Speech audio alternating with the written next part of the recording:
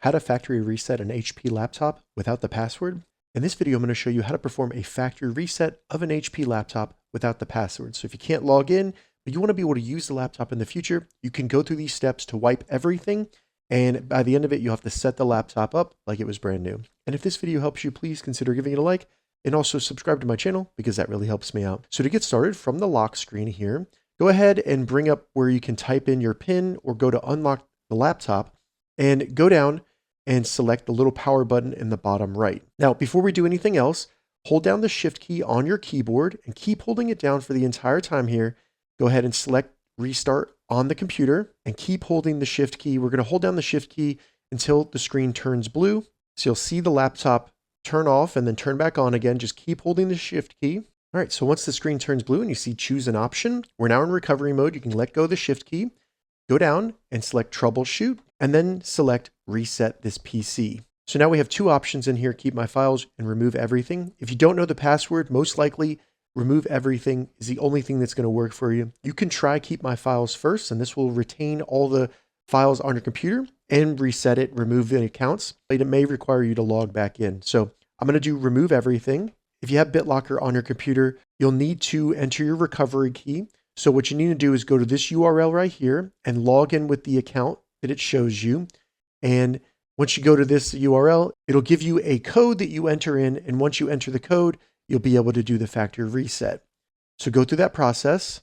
All right, so once you get the key from the website, go ahead and select continue. It'll unlock the BitLocker. And now we'll see reset this PC. Now, if your computer just went straight here and you didn't have BitLocker, don't worry, you just didn't have to go through that step. But now we need to decide how we want the computer to reinstall Windows. Now you can do cloud download and it'll just, during this process, download the latest version of Windows. But you can also have it do a local reinstall, and this will be a little bit quicker because it doesn't have to download anything. And it can also be good if you're on maybe a metered connection, something like that, or if you don't have access to the internet. So I'm going to go ahead and just do local install, and I can install that latest version later on when I want to. So the last two steps here are just remove my files or fully clean the drive. Now this really depends on what you plan on doing with the laptop in the future. If you're going to sell it, get rid of it, something where you don't have control of the laptop, I recommend doing fully clean the drive. This will make sure that all the data that was on the laptop isn't just deleted, it's overwritten so it cannot be recovered, anything like that. This just keeps everything private. If you're going to be using it after this, just select just remove my files. This will mark them as deleted. You'll get that extra storage space. It's just not going to take as long. So that's what I'm going to do. All right, so now we're on the last step here. I recommend reading through all of this.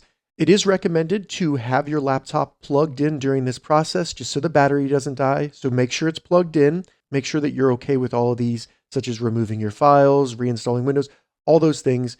And then once you're ready, select reset. So then it's going to go into the reset process and start resetting your laptop and reinstalling Windows and removing the files, and then you'll be able to use it. So give this anywhere from 30 minutes to several hours, depending on the settings that you chose.